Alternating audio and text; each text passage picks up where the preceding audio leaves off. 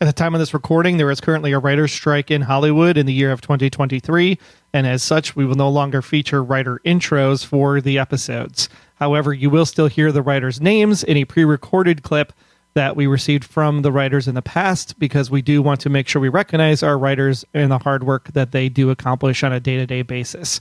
With that, enjoy the episode. This is T. Cooper. And Allison Glock Cooper. And you are listening to The Blacklist Exposed on Golden Spiral Media.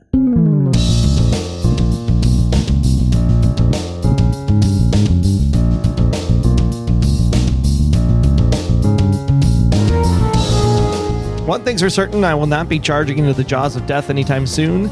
Welcome to this week's award-winning The Blacklist Exposed podcast. Greetings, one and all. I'm Agent Troy Heinrichs. And I'm Agent Aaron Peterson. Let's get a wiggle on, Troy. Thanks for joining us yet again for the final season of The Blacklist. And this is for the Sicilian Error of Color. No number. Again. Written by the Allison and T. Cooper and directed by Mahesh Pelur. Show notes and other intel for this episode of The Blacklist Exposed can be found at theblacklistexposed.com. Such a strange scene. I've never Let's seen get a wiggle on. Spader run so fast in my life. I thought that was probably the highlight, I think. It was pretty funny. It was pretty funny. I thought that was the highlight of the whole episode. Let's get a wiggle on. If you're new to the podcast, welcome everyone. As the rest of you might know, we do our profiling question of the week from last week to close up shop, and then we get into this week's case profile before getting into special agent intel, where we hear from all of you, the fans. And we want to get right into this one because there's a lot of metaphor, because there wasn't much meat, but a lot of metaphor in this week's episode. So let's close up shop from last week. We wanted to know if you would choose your bestie or your lover in the wake of Dembe's decision that changed his life last week. Yep, and 55% of you said besties forever. Best friends wins. Ooh, there's a lot of you that have unfortunate relationships. And 45% say love always wins. I'm just kidding. I'm on that. I'm on the 55%. I mean, I do love you, though, as a best friend. Aw. Some days. Maybe not forever. Yeah. Wow. Besties for a while. Yeah, there you go. For a bit. But it suits the purpose. Well, that's an interesting question. I wonder what people do when it really came down to it, though. Yeah, I mean... Money's on the line. What do you do? You know? It depends, if it's just boyfriend, girlfriend, boyfriend, boyfriend, or if it's like marriage, kids, house, all of that stuff. Well, now you're stacking the deck. That's not fair. I mean, there's lots. I want to know what happens when the government breaks in and says it's you or it's your wife or the best friend or it's your spouse or the best friend. Then what do you do? Well, I can tell you this: Christmas is going to suck either way. So what you should do: just dive out the window and leave. There you go. Say, I can't make the call. I'm out. Yeah. Peace. Choose yourself. That's right. In doubt, choose self. Next week's question, is Red dying or retiring? Because it could go either way at this point, right? It sure could. Yeah. Seems more in the line of death, but maybe not. We'll see what the fans think. Is this like a lot of people are speculating? You feel like his illness has returned and he's just masking it, or preparing for the inevitable, just making sure he strips everything so Agnes is set for life and then he can leave. Yep, I think mortal coil. I think it's just mortal. Yeah, time is coming one way or the other, but there hasn't been any mention of the illness, so I'm thinking it's not the illness. But who knows? Maybe it's the wool that they'll pull over our eyes at the end. Yeah. And by the way, there was a lot of speculation about Dembe's age in the last episode. All I'm gonna say to that, because people were saying, well, Dembe could be that old because of the history and da da da da. A lot of that's based on conversation Red has with people that aren't Liz, and the show storybook has always said Red will lie to anyone but Liz. And I'm not going to go back all the show jumps and everything else. They don't give a definitive age in that backup episode or that episode from last week. I think sometimes we overthink little things. That's what I'm saying. That's all I'm going to say to it. Yeah, they're using past clues to try to prove points later in the show. And I think that's one thing that the show has always been faithful on, is that you can't use anything Red says a lot Unless of the time, unless he says it to Liz as facts, right? Which was even set up and established in the pilot originally when Liz actually lies directly to Red in the pilot episode. A lot of people thought that this was a pilot script error, but Liz said that she got the scar when she was 14 when she's talking to Red. But then later on in that episode, she tells Elizabeth, the general's daughter, in the car that she got the scar when she was really, really young. So about her age, I believe, is the correct line, which Elizabeth clearly is not 14 in that car. So this is something that people do. They give you enough information, but they don't give you all of the information. And I think that happens a lot of time in the show. So just don't take everything you hear with a grain of salt unless it's read to Liz specifically. Which hasn't happened in a while. Correct. Although I am waiting for Red speaking to an old picture of Liz and having a full-on conversation in the finale. Sitting in his recliner. It'll happen. We can't get Megan? All right. Let's just get Spader talking to a picture. Let's do it. He's talking to his cat in the flat. That's what he's doing. His cat's named Liz. Oh, my gosh. Oh, let's get into this. All right. Before someone's podcast partner gets the other one killed, let's go ahead and get into this week's case profile.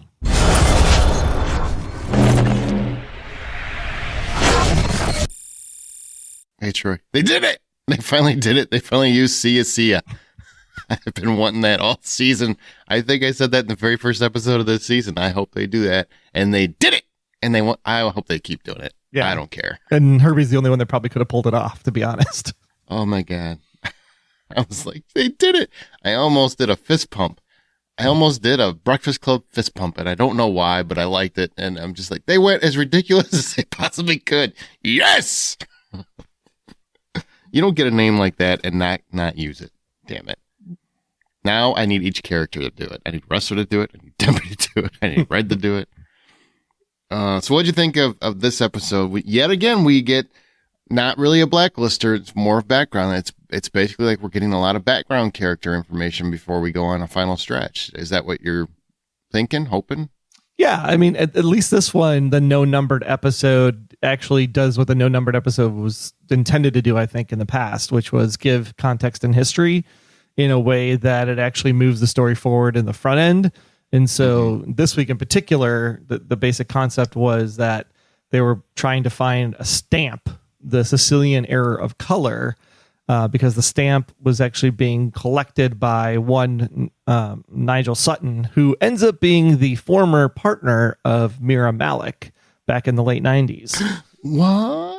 So very interesting backstory between Nigel and Meera as we kind of jump back and forth between the past and the present, as Siya is working with Red to uncover more of her non-biological mother's, so we are told, backstory.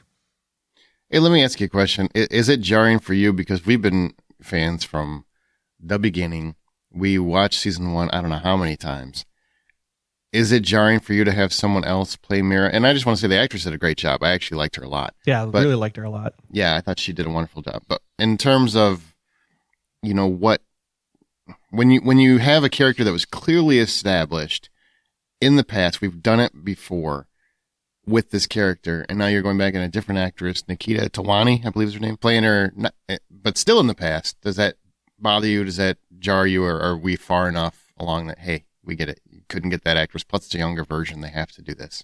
I mean, us being the TV watchers that we are, and obviously doing this show in particular for 10 years, understands that if you're going in the past sequence, because you can't get Meera that looks like Meera in present day, whatever that was back in the time, 2013. I mean, that's still 20 years almost after 1998 when the flashback happened. Like, I don't look anything like I did 20 years ago, at the end of the day. So speak for yourself, brother. You know what I'm saying? If you look like the way you looked 20 years ago, no, I'm just kidding. I just look like shit 20 years ago. So yeah, getting a different actress to play a 20 years ago part, I'm totally fine with it. And I like the way they actually introduce it in the beginning. It's like, great working with you, Officer Sutton. Like, you too, Agent Malik. And it was like, what? Yeah. The bummer for me was I thought she was so good. I wish she was more of the show. I wish she could be part of the main show. Yeah. In some play. That part was a little bummer because I thought she was really good. Like, she was really good. There's a lot of emotional beats and she hit all of them. And was charming, funny, she stern, emotional. I thought she did a great job. Yeah, So, she played both sides of the CIA very well. She was like, I'm not going to let you live, Nigel, so I'm going to kill you. And then, oh my God, my partner's down. I liked that. I figured that was coming, but I liked it. Cold-hearted. But Is it cold? That's protecting. That's a mama bear right there. Yeah, she's protecting her cup. Covering her butt. Yep. But played it really well and actually reminded me very much of how cold and calculated Malik was in season 1. I loved her. I was so mad when they killed her off. I was so mad. I loved her character. But then we got Samar. So, which was kind of the replacement, and she did a great job too. So yeah, it worked out. Yeah.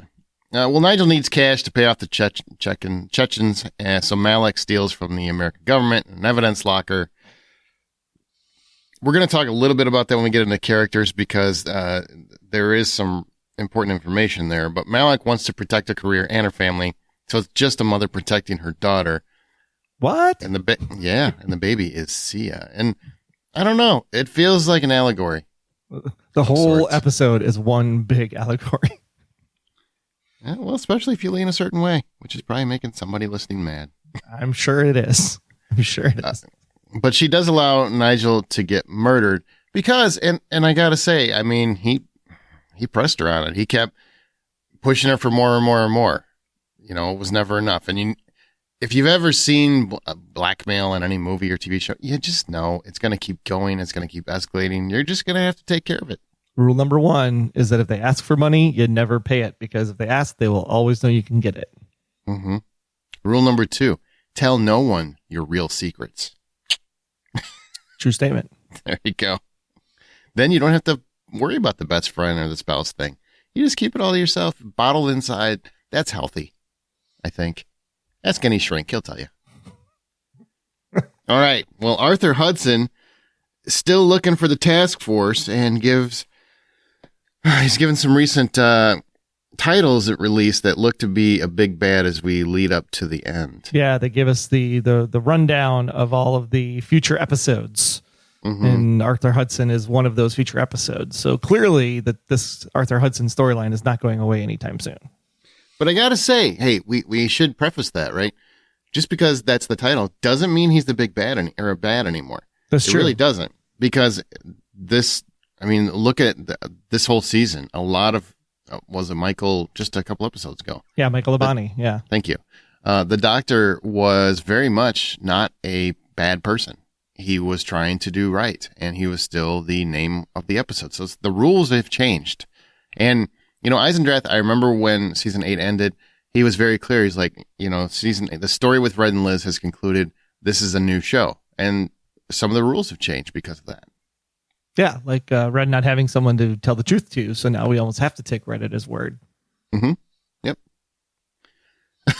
we never took Red at his word because as long as Liz wasn't in the room, we're good. Right. Or actually, he wasn't speaking directly to her, which apparently is a weird rule. But I mean, I get it.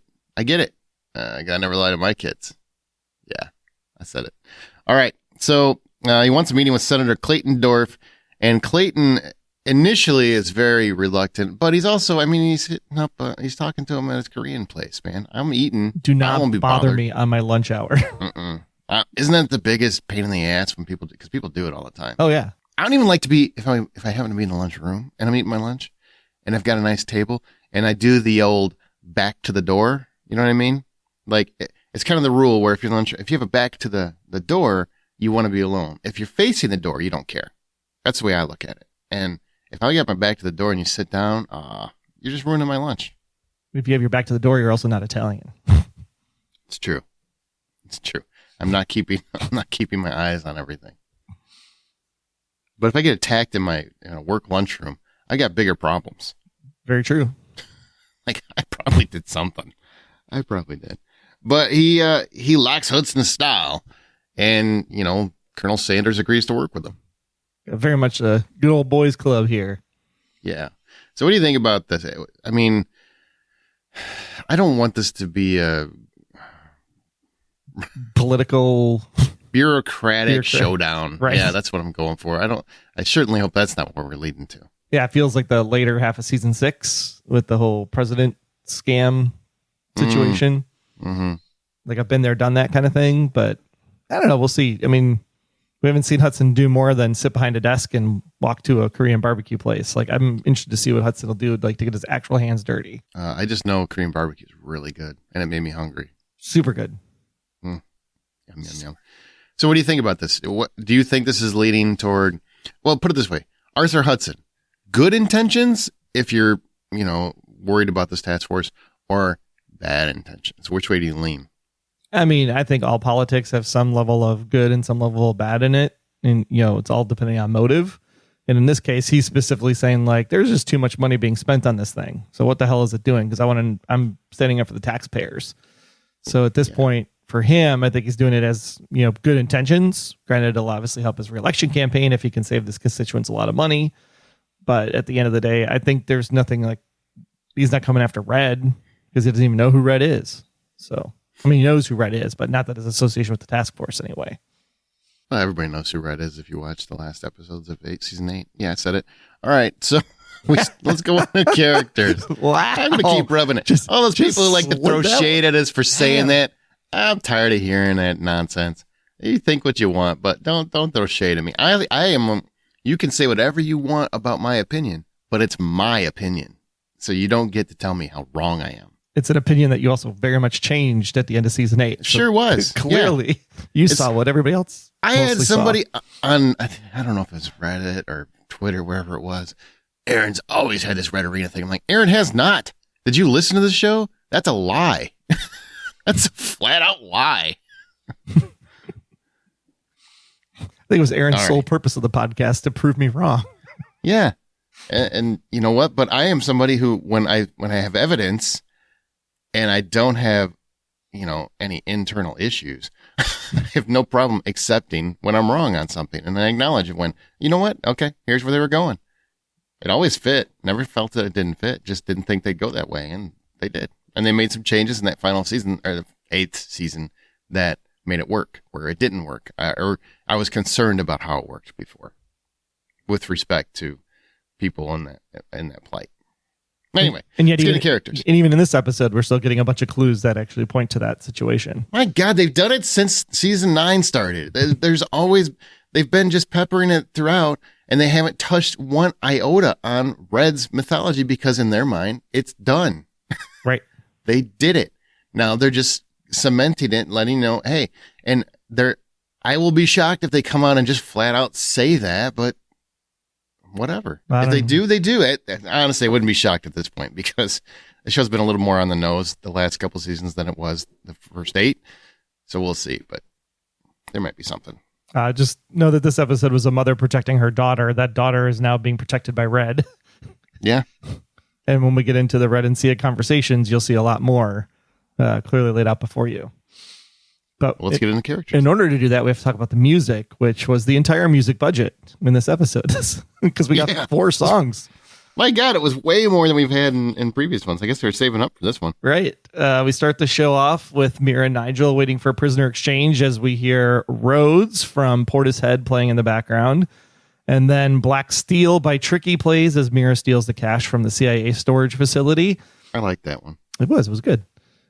Later, as Nigel dies and Kathleen shows Red a picture of him, one of my favorite bands, and had no idea it was them because I've never heard the song before. But My Cell plays by the Lumineers. Could you really call yourself? I guess not. Really, I lost my Lumineers card on that one. I was like, that's the Lumineers? What? Yeah, that was during the postage stamp and Nigel's death scene. And then finally, Lucky Man by the Verve, also a great band, plays at the end of the episode as Siya gets the check from Nigel's widow, Kathleen Sutton. And you can hear all of those songs over on the playlist, both for Apple and Spotify, over on our website. We have those links. Go to theblacklistexposed.com and download the music for yourself from all 10 seasons. Oof. Okay, now we move on to characters. And you know what? Panna Baker, not here, but mentioned. She's referenced. A few times. Mm-hmm. But not here. Now, who else wasn't here? And why do you think they're not here? Do you feel like the actors are just taking vacations randomly at this point?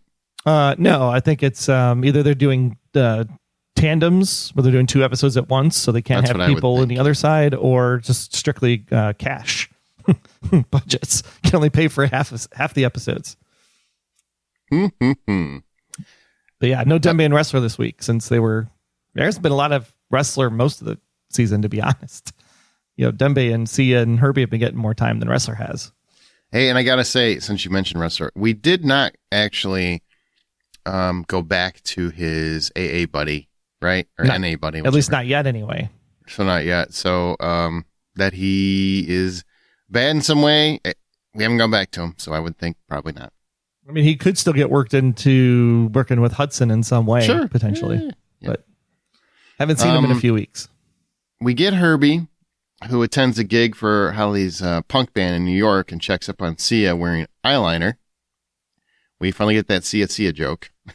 And tells Siya that Red is a good guy and to ask him for help. Now, here's my quandary. I like this relationship between him and Siya. I really do. I think it's cute. They seem like good friends. Also confusing as hell, because sometimes it's like Sia's happy to see Herbie, sometimes Sia's not so happy to see Herbie. It's like, what's going on between these two? Yeah, and it's almost, I don't want to say romantic, but it feels kind of romantic, like best friends and mini romantic, I guess. But he's got a wife. New people on the task force, so we have to bond together. Yeah, I guess maybe that's it. Maybe they're just the close friends, whatever. But the idea of I'm staking out Red and I don't want him to know, but I'm going to tell Herbie, who used to work for Red, I just feel like that doesn't make any sense to me. I don't care how, he hasn't been there that long, Yeah, like I'm going to trust Herbie, and then Herbie's going to be like, hey, Red, guess who's outside your door? Exactly. And Herbie would totally be the one to do that, because Herbie does not seem to keep his mouth shut. He does not. But I did I dig the eyeliner.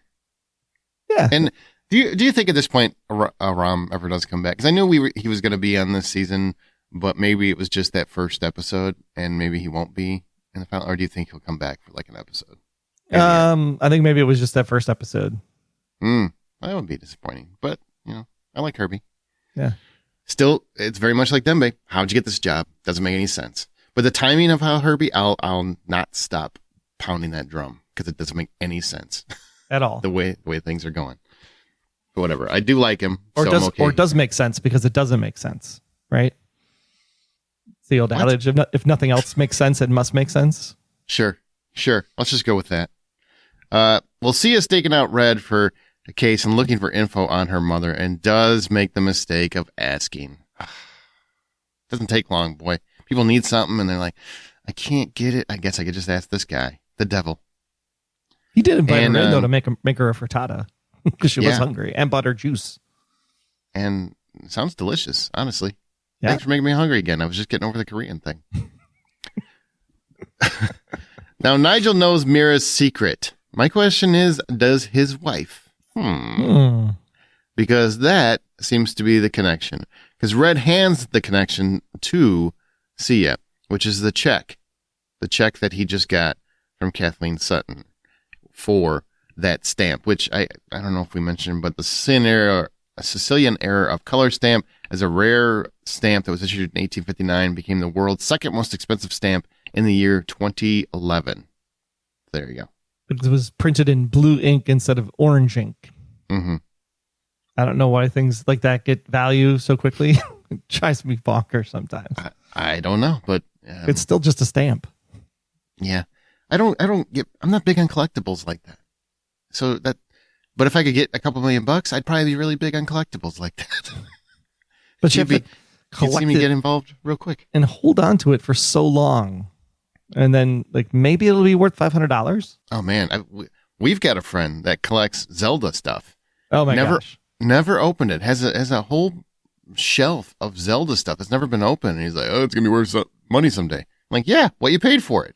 I don't think it's going to be worth any more than that. Yeah. It's sold in mass quantities, man. It might appreciate in value maybe $50 tops. Just a whole lot of hassle to get rid of it. But people are like what they like. Same friend is also collecting every original Nintendo Entertainment System cartridge. Ever. Yeah. I used to think that was ridiculous, but then he's almost to the end. So now it's kind of, that's kind of cool. Still, if you can get there. Still a lot of stuff that you just end up giving away for $50, like a Tiffany lamp. Now what happens is you end up having a random heart attack or a car accident or something, then your wife has to get rid of it. And then they just throw it away. Yes, or they just give it to your friends randomly. So it's like all that money, the value that is there is just dispensed of and dispersed randomly. What? Because you were chasing some punk kid down the street for the last cartridge and then tripped in a manhole cover. Fell down. Pennywise is right there. Oh, it goes south bad. Okay, so there we go. Nigel, my theory is that his wife knows Meera's secret, and this is going to lead Siya to the wife who can finally tell her the secret that Meera had, and maybe put to bed what really happened to her husband. Yeah, it could and be. Then she'll find out her mom was a murderer too. Yeah, because that's guilt by association. That is murder. And the question will be is then how does she feel about that? Because it's this woman that she doesn't know because she's not biologically related, supposedly, through the DNA test. And then that brings the bigger question of who are Sia's parents? And does that matter? How Meera came to acquire Siya in the first place? Hey, your mother is your mother. Doesn't matter. Adoptive or otherwise. Doesn't matter. So, all right. Cooper brings Agnes to see Pinky at the rummage sale. I gotta be honest. I will literally pay the show if they stop using Pinky. I think it's weird. It's a weird nickname. Am I alone in this? I mean, it's a little weird. I don't know. Uncle Red, something like that. Pinky to me is a little on the nose. The whole Katarina thing. It really is. It feels a little on the nose, but hey, whatever. But Cooper does get to Red, and they have a conversation. Finally, it's been 3 episodes, I think, since they've faced each other in person, and lets him know that Arthur Hudson is on the move. Yes. Anything from that? Or are you still? We pretty much already talked about it. We pretty much already talked about it. Yeah. All right, Red. Go ahead with this because I don't know what you're saying. There's big words that Aaron can't pronounce. Yeah, it's early, man. Yeah. Menelate was stoic. He was a bullfighter, and he was stoic for tradition, asking to give more and more and more in the ring. And he just wanted to retire, but he gave in basically and came back. And in one of his final battles, Menelate took on the bull Islato. And as the closer he got to killing Islato through the skull, Islato ended up scoring Menelate with his horn and killing Menelate in that final battle. So Red is talking in metaphorically here, obviously, that the closer a matador fights to the horns, the closer he is to his grave. And Menelate found it easier to risk his life than to live a life without risk. Oh, which I was trying to remember what you were talking about because I was camping when I watched this, and I had to watch it on a phone, which is the first time I've ever done. And so I totally forgot. I didn't forget it, but I forgot the words, so to speak. Yeah, so clearly he's metaphorically speaking here about how like he was out and retired after Liz's death, and then they got brought back in. And then obviously Red just doesn't know how to just live, right? He had to live life on the edge the entire time. Living on the edge. I'm going to start singing Aerosmith for you. Yeah, it was a good story. I like the horns. They were cool. Cool. I'll put those on the wall, I guess. And I think the bigger thing here is that Menelate was a matador like his father. And so the one line that Siya says to Red during this conversation is that Menelate died following a father's ambitions. Mm-hmm. So, and then Red says, some people do that, which is Red's way of saying like, yep, that was me. Yep. I followed in Dom's footsteps. Remember Dom. All right. Red visits Miss Mallet, who is curating Red's collection. And there's a poem here that you wanted to talk about. Yeah, it's from Sappho, the Tithonius poem called Old Age. And the poem is only an excerpt of the poem is read, but I got the full poem here. It says, hold on, little girls, to the beautiful gifts of the violet muses, and cling to your love of the clear, sweet ire, that lover of music. My skin was once supple and smooth, but now it's withered by age. My hair had been lustrous and black, but now it's faded and gray. My heart grows heavy, my knees too weary to stand upon, though once they could lift me and dance and could leap as light as a fawn. I grumble and groan on, and yet, what else can I do? No woman has lived without aging. No man has eternal youth. They say that Theonis was held in the rosy arms of Dawn, who carried him off to the ends of the earth so her love would live on. Though charming and young at the time, and despite his immortal wife, he too would succumb to old age in the end of his endless life. Yet, thinking of all that I've lost, I recall what maturity brings, the wisdom I lacked as a youth, and a love for the finer things. And Eros has given me beauty not found in the light of the sun, the passion and patience for life that so often is lost on the young. Oh, that's right in a nutshell. Totally. Yep. The one line that they say in the show specifically is my heart grows heavy, my knees too weary to stand upon, though once they could lift me and dance and could leap as light as a fawn. I wonder who else used to dance, Aaron.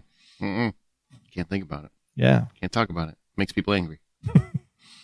It seems like a very pointed phrase to pull out to reference back to a certain season 4 episode, sitting next to Kirk.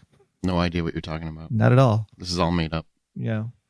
Oh, so it was interesting how the second line that's immediately after that's not in the show, but I grumble and groan on, and yet what else can I do? No woman has lived without aging. No man has eternal youth. So that's me just pulling a little extra. That's you projecting. Yep. But and you got another poem. You're a poet this week. Well, I'm not a poet. The Coopers are poets. Later on in the episode, Red and Siya were talking about the Light Brigade with the spear, and the running down the street and shots fired.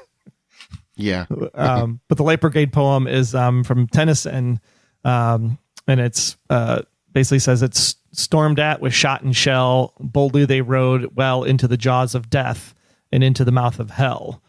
This poem talks about melancholy and what it means to live in a life of isolation. So basically, Red is speaking about Meera to Siya, but he's also talking about himself, in my opinion. Mm-hmm. I can see that. So, one little nods of how Red is feeling, a little melancholy, a little death is coming for me, one way or the other, either illness or otherwise. And then also more clues as to who he would be potentially, if you want to read him that way. And also just a good bonding moment between him and Siya. Yep. So there's more of Sutton and Meera, I'm sure, to come, because that back history is going to be important to Sia's character going forward. Clearly, which, by the way, I do like Siya quite a bit. Yeah. What were you saying? We named a whole episode after a stamp. Because the stamp to Kathleen, to Nigel, to Meera, to Siya, all of that seems kind of important. It's important. And before we move on, and again, the title of the episode, if we're saying like blacklisters and how it's like connected to Red. Mm-hmm. So in this case, Red's obviously selling off all of his possessions because he has that. And why did they use the name Ms. Mallet? Hitting you over the head? No longer subtle? What? Well, that was my first thought. It was like, you said Mallet. And then it was like, if nobody has closed captioning on, it sounded like when he first got introduced to Ms. Malik that he said Ms. Malik. And I was like, whoa, this is Sia's mom? It did sound like it at first. Like, yeah. What? Gotta be very clear. But I was like, oh, but he used Mallet so he could hit him over the head. I get it. But I think that this again is a way this is important to Siya. Siya is important to Red and the task force. So therefore, this is why it ends up on the list, because it's obviously important to Red at the end of the day. Yeah, and I don't think I mentioned there's also a creepy doctor in here, Heinrich Wittelsbach. Oh yeah, the perv. Yeah, the pervy doctor that knows Red, and he's got a dog, and Red's coming back for that dog, and the dog better be there because he wants that dog in a good home. I thought that was an interesting moment, and I wonder if that doctor is going to be more prominent down the road, because it's not the plastic surgeon we have known in the past. Right. This is a different doctor. Just a different doctor that definitely needs some understanding of how to treat women better. Yes, I would say. Yeah. Quite the pig. Yeah. I would also like to add, because just to clear up a little bit of business, we are next week. The show actually has 3 freaking episodes in 1 week, but it also happens to be Memorial Day week, which means we already have a lot of family plans going on. And typically Blacklist hasn't been airing on Memorial Day week. And next week there are 3 episodes because they're trying to get to the end of the season. I get it, but we're not changing our family plans. So we will actually be doing 1 episode after, because what it does is it's airing 1 episode on Sunday, and then it's going to have 2 episodes on Thursday because it's switching to a new night. And we're going to have one episode that just covers the big moments from all three. Yes, that'll be dropping on Friday, the 3rd or 4th of June, I believe it is. For Patreon supporters. For Patreon, and then a day or two after for the non-Patreon supporters. Exactly. So just know that there won't be an episode about the normal time that it's been dropping on Tuesdays because we're moving to Thursdays. So you'll see the episode in your feed over the weekend on Saturday or Sunday. So if you're looking for it for your Tuesday drive to work next week, you will not be getting it on Tuesday. Just FYI. Yeah. Sorry, we have plans that we don't want to change. No. So there we go. All right. Plus, you know what? It's 3-day weekends. You don't get many of them. Nobody wants to be podcasting on a day off. So, well, I have a 4-day weekend because I have a medical procedure to start the weekend. So see, it's very important. You don't have to do a podcast. Okay. And nobody wants to hear just me because Troy's insistent that I can't do it alone. You can do it alone if you want to. Nope. I'm just not going to be in any kind of a position to do one for a few days. I think we can probably sum them up. We'll just hit the big moments. It'll be one of those episodes. It'll be a longer episode. Look at it that way. Yeah. Get a 90-minute extended supercut. Supercuts. Speaking of Patreon, you want to take a quick second and we want to say thank you to those that are supporting the show on Patreon by going to Patreon. That's Patreon, patreon.com/theblacklistgsm. Special big thanks to our honorary blacklister, Patricia. Also special shout out to our task force members, Judy, Sharon, C, Richard, Rory, Catherine, Jens, Cheryl, James, Justin, Cindy, Ryan, Johnny, Lacey Ann, Emily, Jacob, and Sharon B., all official task force members. Thanks for supporting us on this final season. We really, really do appreciate it. Everybody that I just mentioned received a cool gift from us. You can as well if you donate at the $20 level or higher. You can get a cool t-shirt or a coffee mug. You don't have to do that level for the whole time, just for a couple months to get the cool gifts. And if you heard your name and you have not gotten me your t-shirt size or your preference between the shirt or coffee mug, please send us a note and we'll make sure we get that moving for you. The rest of you, $5 or more gets you the episode early. That's right. If you want to hear all the information first before anybody else, $5 in the hat on the website or through the $ in your podcast app at Patreon, patreon.com/theblacklistgsm. And we'll be back with thoughts from all of you on a Sicilian Error of Color right after this.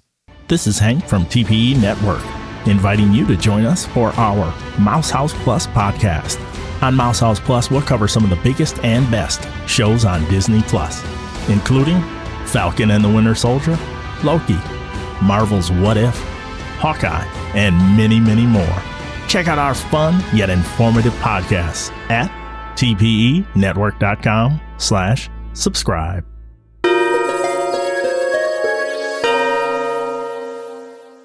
Okay, time for Special Agent Intel. These are thoughts from you in the community. Lee Crowder says, I love the moments with Agnes, but has she ever used Google to look up Pinky? Yeah, and actually, I think what he's referring to is Pinko. And Pinko was what was used back in the early 1900s or so to talk about communists or people that were supportive of communism. Maybe. I mean, or it's slang for a white person. It is. It is also. It yeah. is. But it's also your little finger. Yeah, but it's mostly from a socialist or communistic sympathizer, which would also point to Red potentially being a Russian. What? Well, that's you making a leap. You don't know that leap might have meant just Pinky. So that's a Troy leap. I'm saying it could just be Pinky, which is slang for white person. Or also kind of references somebody with red hair. I'm the one that's making a leap now. Just saying. Oh, my Lord. Chuck Gibbons says, Herbie had the best 2 lines of the night. You better crack open a window and see ya. I forgot about the BO thing. The BO. Oh, my God. That was funny. She looks at Herbie and she's like, are you serious right now? Like, you're telling a woman she stinks? Herbie has no filter. That's why it's like, why did you tell him to go? Why did you tell him anything about Red? That's he negs. He negs. That's what negs means. Yep. Don't tell them what they want to hear. Tell them what's going to keep them interested. And that's why I see it so fascinated with him. Oh, he's not like everybody else. He just doesn't tell me I'm pretty all day. All right. Alice Peterson says, again, so many references to the past, like our life flashing before our eyes. Definitely a metaphorical episode for sure. Sure. Mm-hmm. Angela Raven said, a lot of literature, art history, and related symbolism tonight. Red was a little silly at times, the way he ran out of the house after taking back his saber, wearing a cash apron, and dickering like a regular person having a garage sale in the suburbs. I understand what Red and Cynthia, the art dealer, not Panabaker, mean about wanting fewer material things as you get older. I love seeing Red being hospitable and doing caring, helpful things for people, using his powers for good, being soft and cuddly indeed. Reminds me of what Red said to Harold early on. You can't judge a book by its cover, but you can by its first few chapters and certainly by its last. Hey, every TV show gets judged by its last. Let's for sure. Cross fingers that the 2-hour finale pays off. Yep. What is it? I think it's Good Night, Raymond Reddington. Something like that. Yeah, goodbye, Raymond Reddington, or something like that. Yeah, something like that. Michael Archer, in the most recent The Man in the Hat episode where Red Reddington exchanges his coat and hat with a man in the robbed convenience store, the hat is identified by Dembe and Wrestler as an Italian-made Borsellino brand fedora. Fun fact. Nice. Have to look one of those up. Just letting you know. And lastly, Joe Hannigan has a string theory she put in our Blacklist group, so I just thought I'd drop this in here. String theory, seasons back, there was a Blacklist list version. Apologies for... she showed a pic and then she had a poor quality. It's in our Facebook group if you want to see it. Showing alleged connections between blacklisters and geolocations. I noticed Vanessa Cruz, number 117, had a red string from her to number 2 into geolocations in France and Kuwait.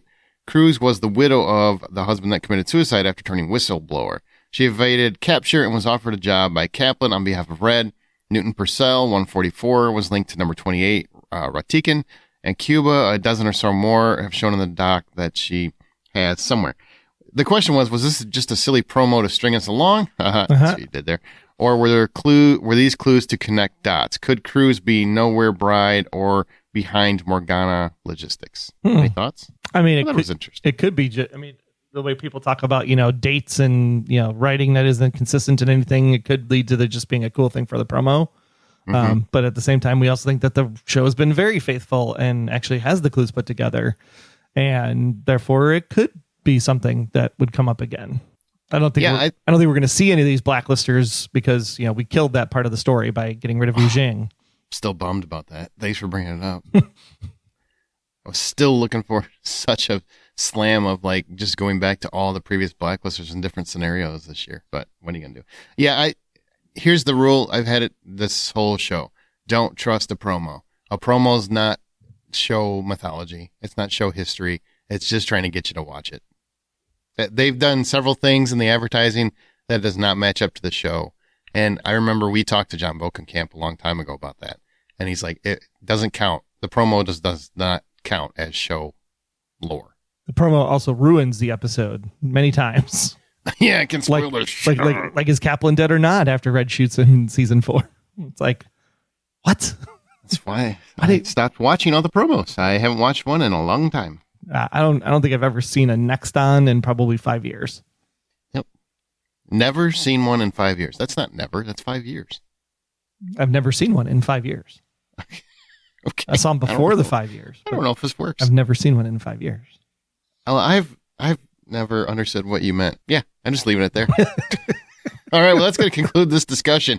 So now's the time to recommend the Blacklist to your friend, your enemy, or your neighbor. And when you do, please also recommend they listen and subscribe to the Blacklist Exposed podcast. All of the case profiles can be found at blacklistexposed.com, everywhere great podcasts can be heard. And remember, next week we'll have a big mega episode on the following Friday for Patreon and Saturday or Sunday for everyone else after that.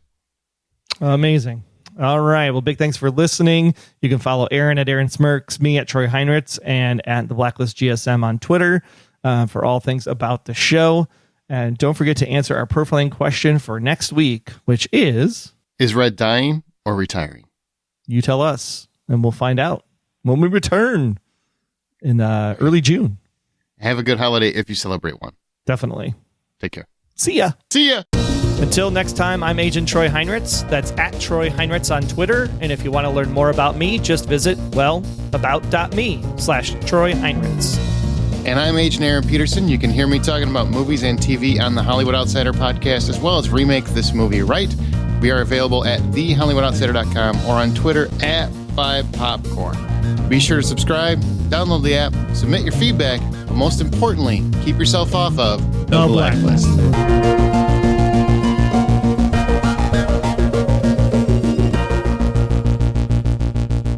The Blacklist Exposed is a Golden Spiral Media production. Find more of our great podcasts at goldenspiralmedia.com/podcasts.